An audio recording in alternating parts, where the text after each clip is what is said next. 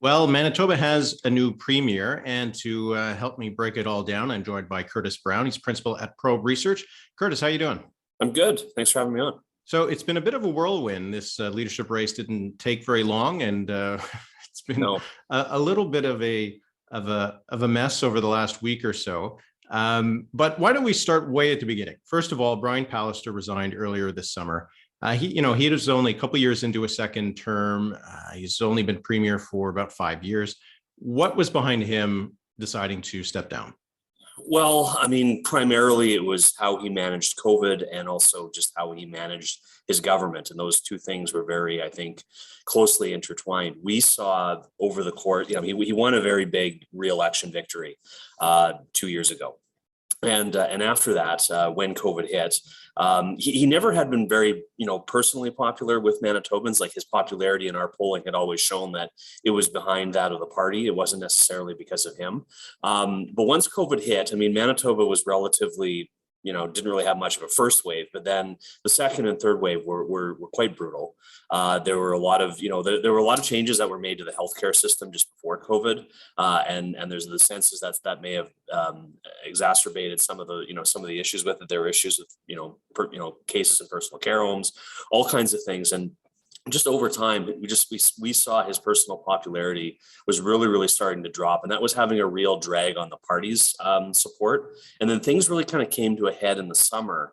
There were some protests at the legislature on Canada Day, and some protesters took down a statue of Queen Victoria and Queen Elizabeth, and it was quite a big deal. And when he commented on it, his comments were seen as being very insensitive, and then he ended up having one of his cabinet ministers who was responsible for Indigenous relations resigned.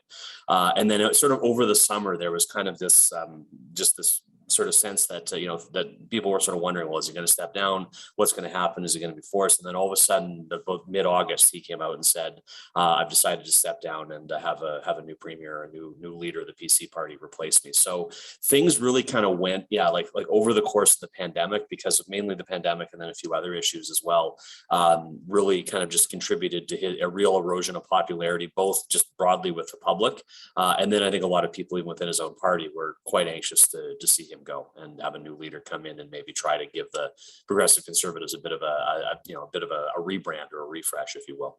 Well, they didn't take much time to have a leadership race. I guess it is a different context when you're the government, right? You don't want necessarily to have someone in the premier's chair for an interim period that is many months, not when you're in the opposition. But still, this race did not last very long.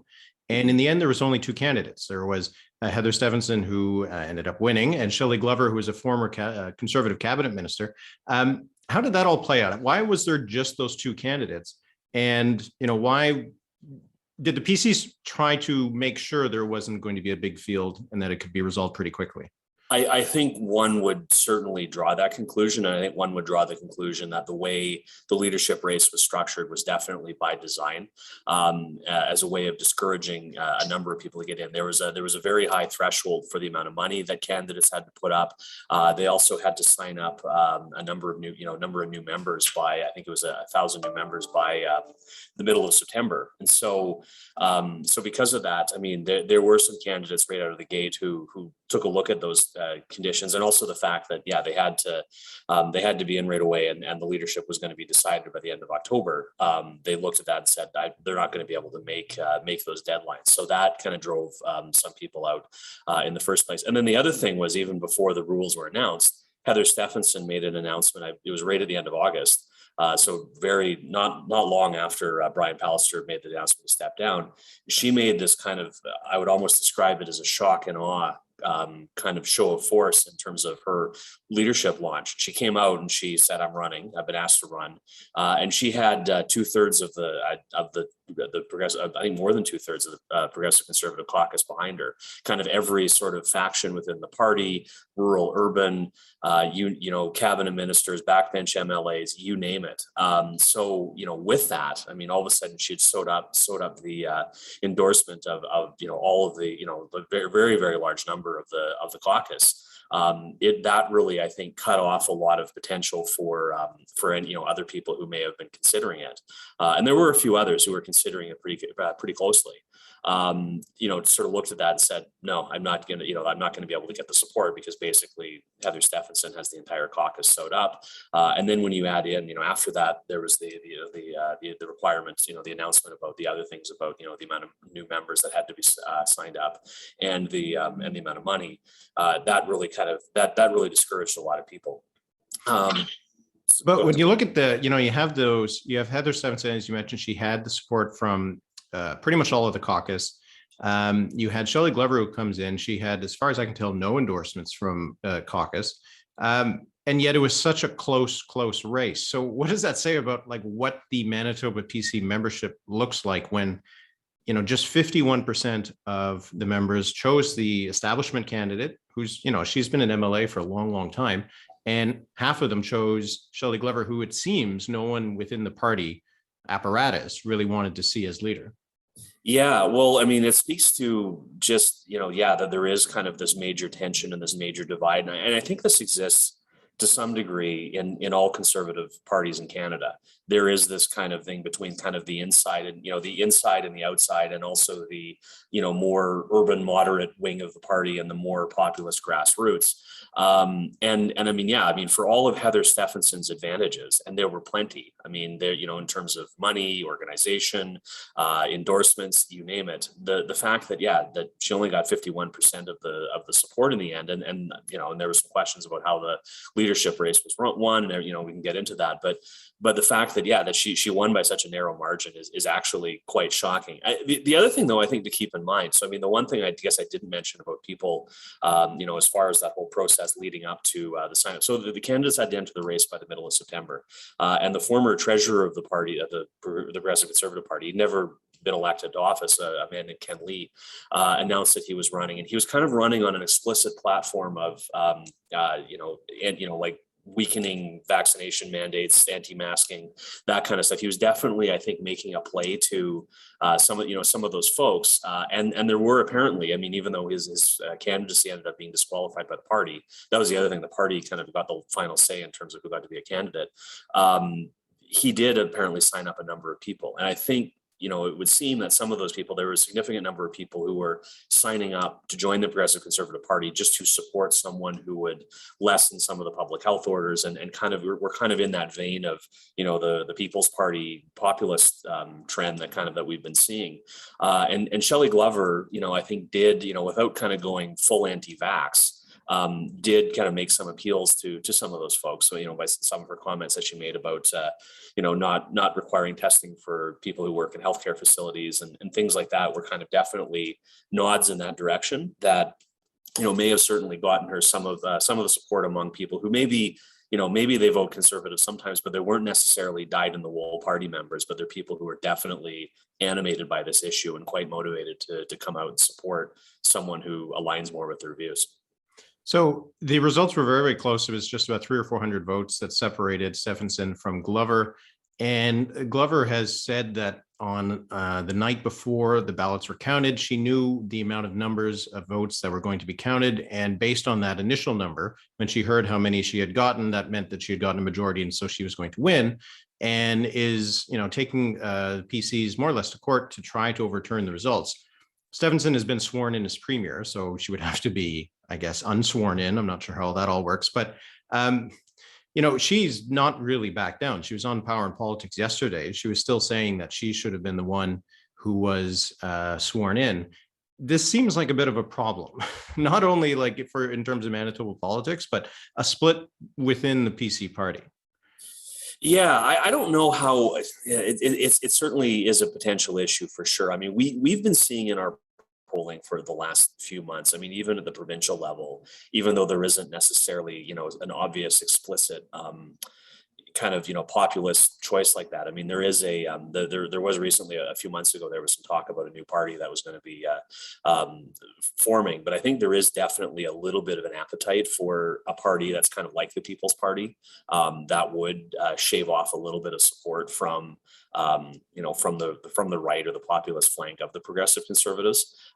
Depending on what happens, I mean, I guess there is that potential. But I mean, in terms of just kind of the short term and what's going to happen, I mean, yeah, I guess we'll see what happens with the court case. And certainly there are some, sort of the way that things kind of went down and the way that the party was, almost very defensive in terms of talking about the way that they ran the leadership race. I mean, they spent the one official from the party spent a lot of time at the convention on Saturday, kind of running through, well, here's all the things that we did to make it, make it seem fair and make it work and make sure everyone could cast their ballot, because certainly there has been a lot of criticism of that.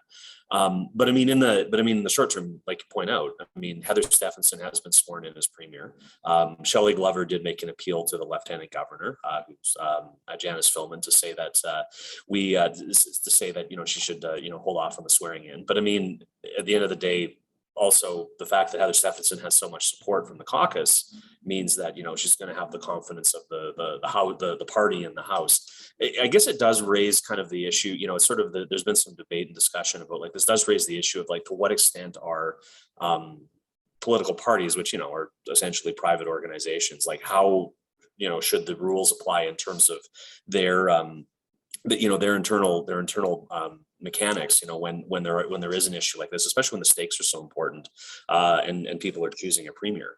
That's kind of the one thing where that's really kind of what we wonder about. And I guess we'll see what happens with the court case, but there really doesn't seem to be a lot of other recourse, because certainly, I mean, the swearing in went ahead, power was turned over. Heather Stefanson is going to be introducing a throne speech and coming back into the legislature of Manitoba in a couple of weeks here. So things go on, but yeah, there is kind of this weird cloud kind of hanging over things in the background.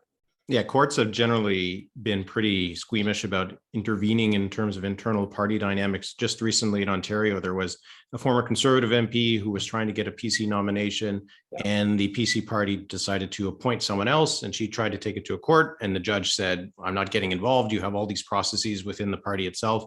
It's weird to think, as we think about political parties as these public democratic organizations, but in a way, they're private clubs, right? Where you pay for membership, and it's not really in the realm of the law, I guess. But it is an interesting dynamic here. And as you say, because Stefanson has so much support within the caucus, it's not like there's going to be this movement within the caucus to try to remove Stefanson and get Glover in. So, and we should point out, we're recording this on Thursday morning, so who knows, by the time you're listening to this, maybe there's been some developments. Maybe I'll be the premier by the time this comes out.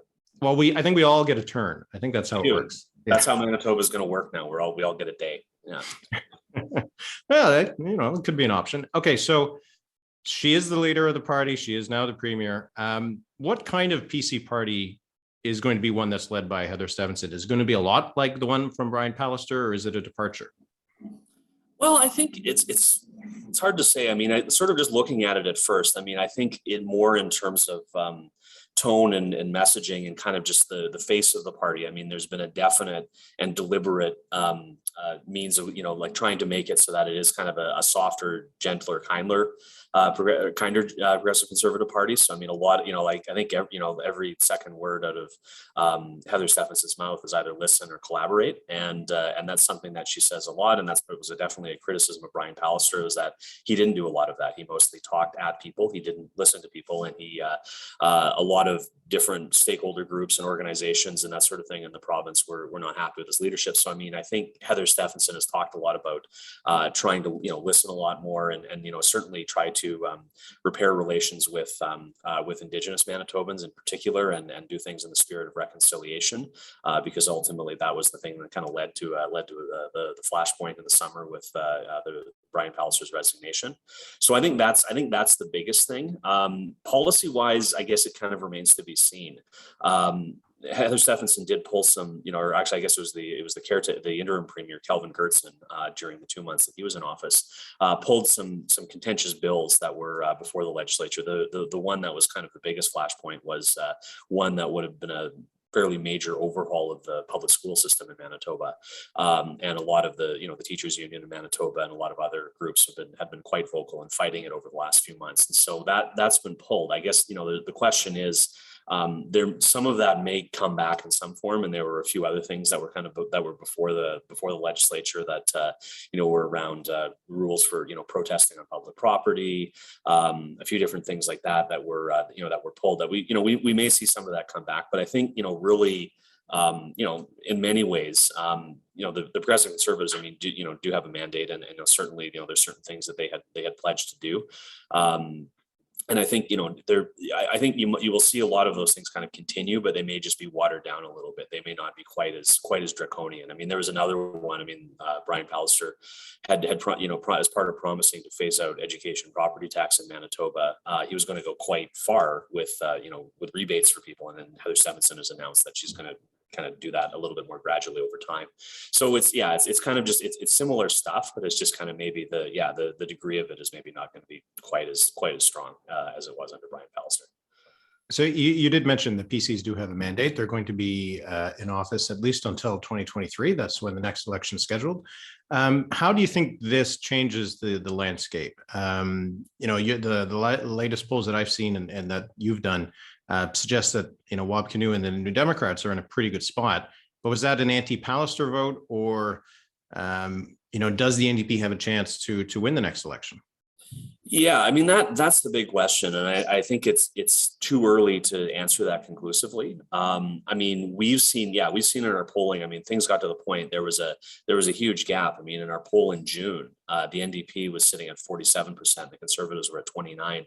The poll we did in September, just after Brian Pallister resigned, but before Heather Stefanson won the leadership, that gap had narrowed to 7 points. The biggest thing is that there is still a very significant gap in Winnipeg. The NDP does have a very strong lead. I think basically what sort of that initial bounce back, I think, is a lot of people who voted Tory in the past and who maybe were thinking about the NDP or were undecided or kicking tires. It sort of seemed like those are the folks who have kind of come back to the PC since Brian Pallister has left, but there still is a significant ways to go. And that's kind of really, I think that's what's going to be the focus of Premier Stefanson over the next 18 months, 2 years, will be trying to make it in Winnipeg, especially in suburban Winnipeg, and with women who really at the end of the day are the ones who primarily decide elections in Manitoba. Right now, that support is very much with the NDP, and the NDP does have a good chance of winning the next election, just kind of based on what we've seen. But I think the Conservatives are definitely going to try to, put every bit of their effort into trying to win those folks back, win those demographic groups back, win those areas back, because that's the difference between winning and losing in Manitoba. That's an interesting thing I've never heard of. So is it your view that in Manitoba, women voters tend to be the swing voters that decide who gets to form the government? Yeah, that's what we've seen that in like 20 years of polling, that when the NDP, there has been definite shifts back and forth, and it's not I mean, women is a huge group. I mean, particularly women who live in suburban Winnipeg tend to be the ones who who kind of swing that. I mean, to a certain degree, when the Conservatives have been at their most popular, I mean, there is a really huge gap among male voters. I mean, there's much more support for the PCs, but it has typically been, when the NDP were really popular, they had a massive advantage with women, and especially suburban women. And over time, certainly in the first few years of the right before the Pallister government was elected, and in the first few years of it, the PCs, did have a lot more support among women. So that tends to be kind of, how it seems to move in terms of support, and so really I think it's that's where the focus is probably going to be in terms of the Conservatives being able to win back that support. Plus, I think step one was getting kind of their more their base, which I think it was starting to peel off at the tail end of Pallister's time in office, and then step two is kind of getting the suburban women back in the fold. Well, it's going to be an interesting thing to watch, to see, the first polling that comes out once, after now that Stefanson is in as premier, whether the PCs get a bump out of it or not. In your experience, does a change of leadership at the top, do you often see a big shift in the polls in Manitoba? Because I know in Manitoba, things tend to be relatively stable in terms of support, and it's just a couple points here or there that tend to make the difference in elections. Well, it's funny. Manitoba tends to be very stable, and then all of a sudden it's not, and then there will be a massive shift, and it just happens very suddenly. Yeah, I mean, the last time that there was a leadership change, there wasn't really a significant difference. I mean, that was when Gary Dewar, who had been quite popular pretty much through his entire tenure as the NDP premier, handed things off to Greg Selinger in 2009. And if I think back, I don't think that, there wasn't really any kind of a big shift, because I don't think there was the NDP was not unpopular at that point. I mean, they were fairly well liked by the public, and Selinger, didn't have quite the, personal brand and popularity, but he was still seen, fairly well liked and seen as, fairly well regarded by the public. So there wasn't really a big difference. This is the first time that, I think that probably, ever in this province, that we've had a situation where the party in power has been so unpopular, and then you get turn things over to someone else. I mean, we've seen that in a lot of other provinces, and sometimes, quite often there has been a bump. I mean, if you think of, Dalton McGuinty to Kathleen Wynne in Ontario, or Ed Stelmach to Alison Redford, or Campbell to Christy Clark in BC. I mean, there have been situations where, the party does this, goes to a new premier, and there ends up being a bit of a bump, and they quite often, have an opportunity to win the next election. But I mean, that's at 2 years, so much can happen. You don't know. Yeah, 2 years until the next election, but still plenty to watch in Manitoba politics, even in the next few days. Who knows? Maybe you will turn out to be the premier. We'll have to wait and see. So Fingers crossed.